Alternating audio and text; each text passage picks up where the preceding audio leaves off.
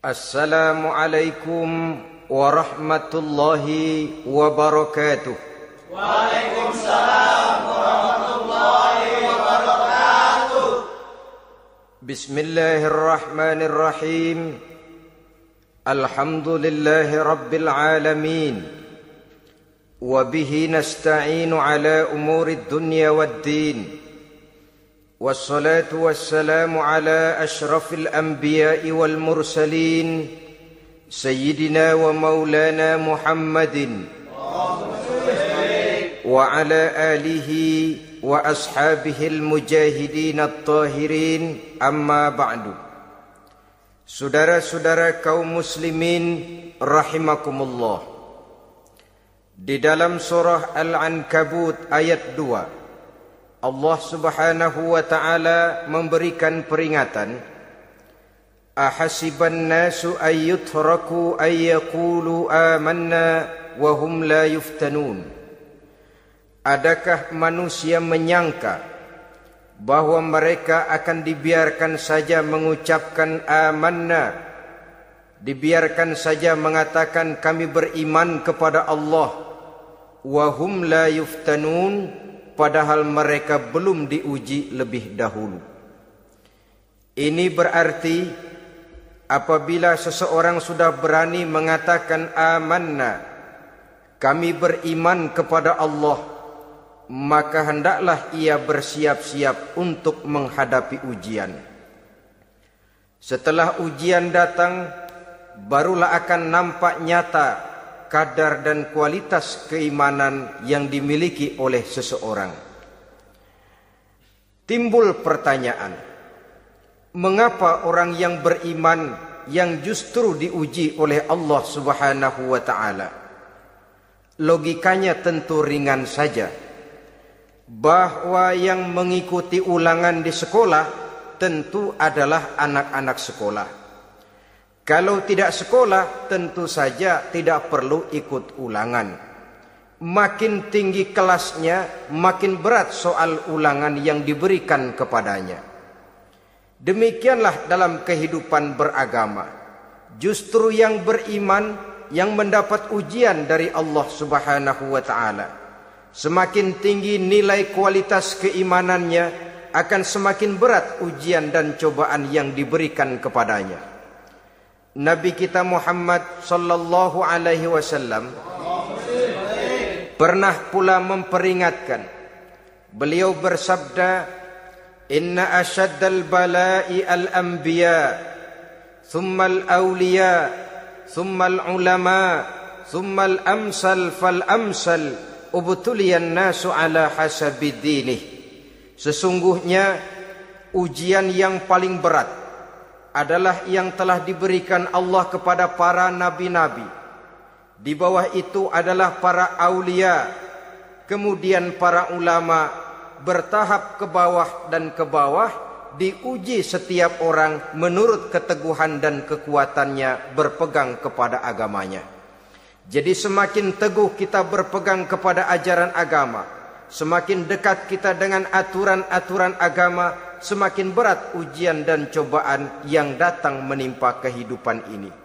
Maka persoalan inilah yang akan kita bicarakan pada pertemuan kali ini, tentang cobaan-cobaan yang datang menimpa kehidupan kita. Pokok persoalannya adalah surah Al-Baqarah ayat 155. Allah Subhanahu wa ta'ala menjelaskan jenis-jenis ujian yang diberikan kepada kita orang-orang yang beriman. Dalam Al-Baqarah 155 itu Allah Subhanahu wa ta'ala menjelaskan, وَلَنَبْلُوَنَّكُمْ بِشَيْءٍ مِّنَ الْخَوْفِ وَالْجُوعِ وَنَقْصٍ مِّنَ الْأَمْوَالِ وَالْأَنفُسِ وَالثَّمَرَاتِ وَبَشِّرِ الصَّابِرِينَ الَّذِينَ إِذَا أَصَابَتْهُمْ مُصِيبَةٌ قَالُوا إِنَّا لِلَّهِ وَإِنَّا إِلَيْهِ رَاجِعُونَ وَلَنَبْلُوَنَّكُمْ بِشَيْءٍ مِّنَ الْخَوْفِ, dan tentu dan pasti kata Allah, kami akan menguji kamu sekalian, kami akan mencoba kamu sekalian dengan sebagian kecil dari rasa takut. Wal ju', rasa lapar, wa naqsim minal amwal wal anfusi wath thamarat, kekurangan harta, jiwa dan buah-buahan. Ada 5 macam jenis ujian yang dijelaskan di dalam Al-Baqarah 155 ini. Yang pertama, walanabluwannakum bisyai'im minal khauf. Kami uji, kami coba kamu dengan sebagian kecil daripada rasa takut.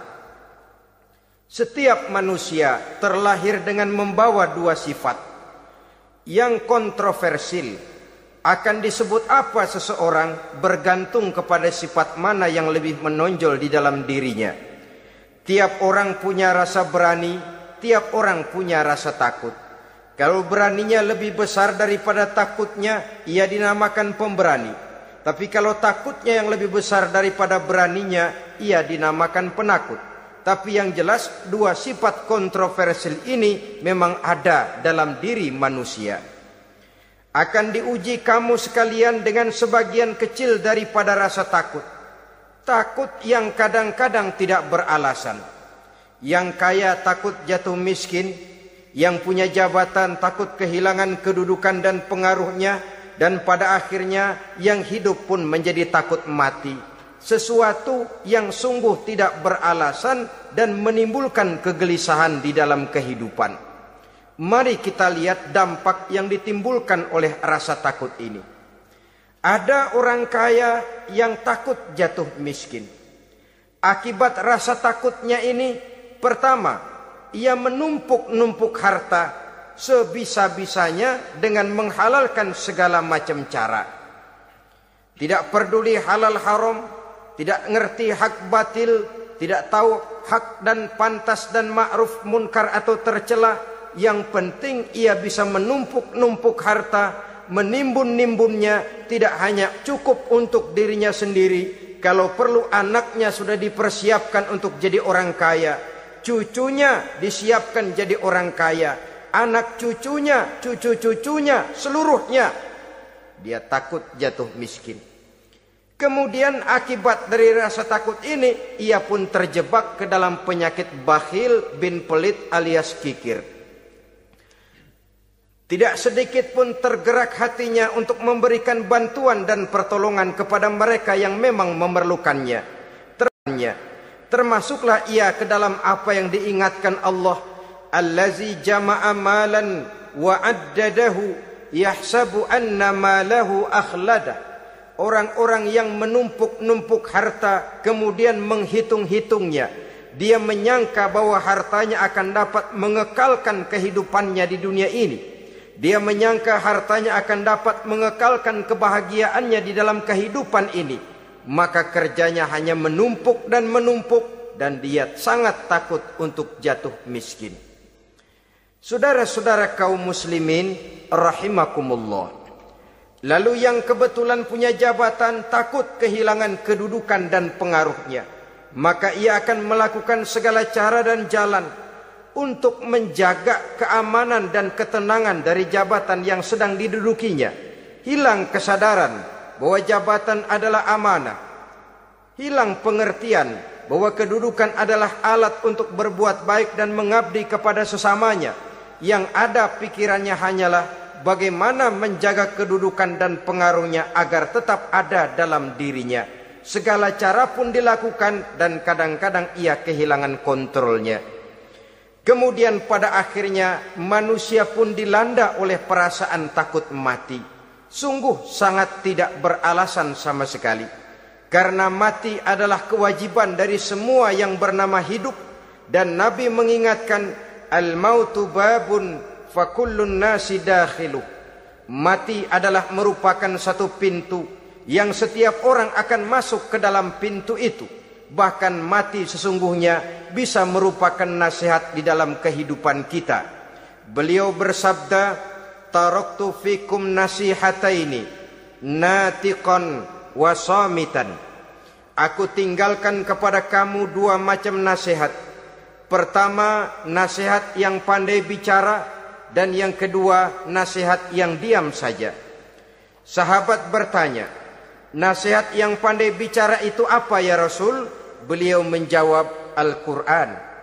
Kalau nasihat yang diam saja apa ya Rasul? Beliau menjawab, maut.